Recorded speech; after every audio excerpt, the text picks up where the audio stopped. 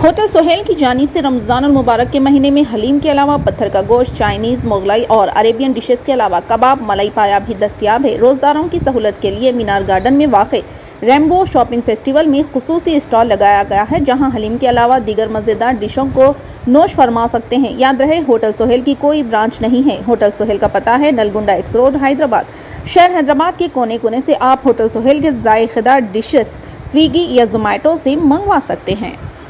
अभी जो 2024 का लोकसभा इलेक्शन है, इसकी अहमियत के लिए मैं आपको एक मिसाल देना चाहूँगा कि दुनिया में 195 ममालिक है, जिसमें से 194 ममालिक के मुसलमानों पर सिर्फ 4 फ़राइज़ है। यानी जब आज इंसान कलमा पढ़ के इस्लाम में दाखिल हो जाता है तो उसके बाद उसके ऊपर सिर्फ 4 फ़राइज़ रहते हैं: नमाज, रोज़ा, हज और ज़कात। मगर दुनिया में हिंदुस्तान एक वाहिद मुल्क है जहाँ के मुसलमानों पर 5 फ़राइज़ है: नमाज, रोज़ा, हज, ज़कात और वोट। वोट भी एक हमारे लिए एक अहम फरीज़ा है। अगर हम वोट के फरीज़े को अदा नहीं करेंगे तो आप फिर याद रखिए कि हम नमाज जैसे फरीज़े को अदा करने के लिए हमारी मस्जिदें सेफ रहेगी, और ना ही तो हम रोज़े जैसे फरीज़े को अदा कर सकेंगे, और ना ही तो हम हज जैसे फरीज़े के सफ़र पे जाने के लिए हमें कोई सहूलत मुहैया होगी, और ना ही तो हम ज़कात जैसे फरीज़े को अदा करने के काबिल बचेंगे। तो इसीलिए हमें चाहिए कि 5वां फरीज़ा यानी वोट का हक ज़रूर अदा करें।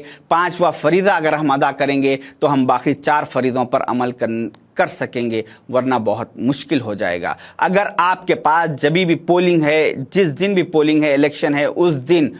आपके पास कोई ऐसे 5 लोग हैं जो वोटर्स है, जिसको लेके जाके आप पोलिंग स्टेशन तक उनको कुछ सहूलत दे के लेके जाके वोट दिला सकते हैं, और दूसरी तरफ आपके पास एक ऑप्शन है कि 50 रकात नफिल अदा कर सकते हैं, तो आप को चाहिए कि 50 रकात नफिल को छोड़ दें। कोई ज़रूरत नहीं है नफिल, ये नफिल है, मगर वोट एक फरीज़ा है, इस फरीज़े को अदा कीजिए, वरना बहुत हम नुकसान उठाने वालों में हो जाएंगे। हर महल्ले के 15 से 20 लोग इलेक्शन से एक दिन पहले बैठे, ज़िम्मेदार लोग, नौजवान बैठे और एक सिस्टम बना लें कि एक हर आदमी अपने अपने इस्तेताअत के हिसाब से कोई 50 वोट, कोई 70, 80, 100 वोट की जिम्मेदारी ले ले, कि एक लिस्ट बना लीजिए कि आपका नाम के साथ आपके घर के कितने वोट्स है, फिर पड़ोसियों का इनका नाम और उनके घर के 7 वोट, उनके 8 वोट, ऐसा एक 50-100 वोट की एक लिस्ट बना ले के आप लोग इलेक्शन के दिन लोगों के घरों पर जाइए, उनसे आज़िज़ी कीजिए, इंकिसारी कीजिए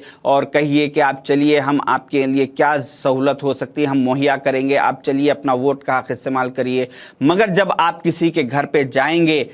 वोट की अपील करने के लिए, आप उनको रिक्वेस्ट करने के लिए, तो इस बात के लिए तैयार होकर जाइए कि आपको ये ज़रूर सुनने को मिलेगा कि हाँ ठीक है, आ रहे हैं, अब भी उठे, नहा रहे हैं, गोश्त तले जा रहा, नाश्ता करना है, आते अभी धूप बहुत ज़्यादा है, लाइन है, बाद में देखेंगे। ये सब डायलॉग, ये सब लोगों की बातें आपको सुनना पड़ेगा। एक दिन सब्र का मादा रखिए और लोगों की ये बातें सुनिए, सुन के उनको लेके जाके उनको वोट दिलाने की ज़रूर आप कोशिश कीजिए। वरना अगर हम हमारे इलाक़ों से अगर 95% पोलिंग परसेंटेज हमारे इलाक़ों से नहीं होगा तो फिर मुल्क के हालात बहुत ख़राब हो जाएंगे, बहुत बदतरीन हो जाएंगे। अगर हर महल्ले से अगर एक 15 से 20 ज़िम्मेदार लोग अपनी अपनी इस्तेताअत के हिसाब से ग्रुप बना के अगर ये काम को अंजाम नहीं करेंगे, इलेक्शन के दिन, इलेक्शन से एक दिन पहले 2 दिन अगर अपने दूसरे मसरूफियात को छोड़ दीजिए और ये काम में लग जाइए, अगर आप ये 2 दिन मेहनत नहीं करेंगे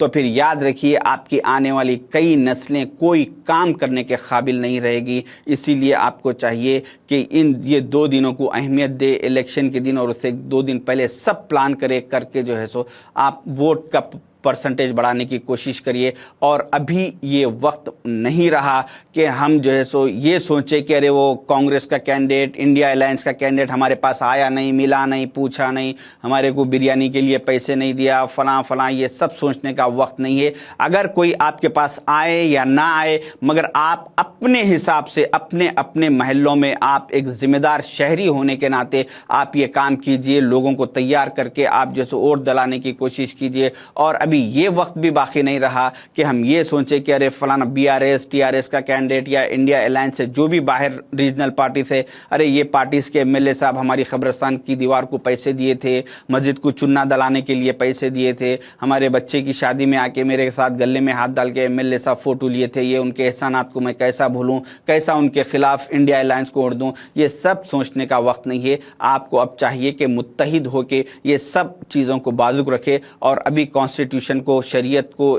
और हमारे वजूद को बचाने के लिए आप मुत्तहिद होकर सामने आइए। अपने अपने महलों के आपसी इख्तिलाफात को दूर रखिए। 2 दिन के लिए भूल जाइए, बाद में इलेक्शन के बाद क्या आपके इख्तिलाफात है वो आप जाने, अल्लाह जाने, मगर 2 दिन इलेक्शन के लिए अपने इख्तिलाफात की बुनियाद पर दूसरे पार्टियों के लिए काम मत कीजिए। इंडिया अलायंस के लिए और कांग्रेस के लिए काम कीजिए, क्योंकि हमें अब यहाँ पर शरीयत को बचाना है। इन सारे कामों के बाद भी हर महल्ले में अक्सर ऐसा देखने में आता कि कुछ ऐसे नाखलफ, कुछ ऐसे जाहिल बेवकूफ़ लोग होते हैं जो बग़ैर उनका कोई प्रॉब्लम नहीं होता, सेहत अच्छी रहती, गाड़ी की सहूलत है, उसके बावजूद भी सिर्फ अलकसी की वजह से, लापरवाही की वजह से वोट डालने के लिए नहीं जाते, घरों में बैठे हुए रहते।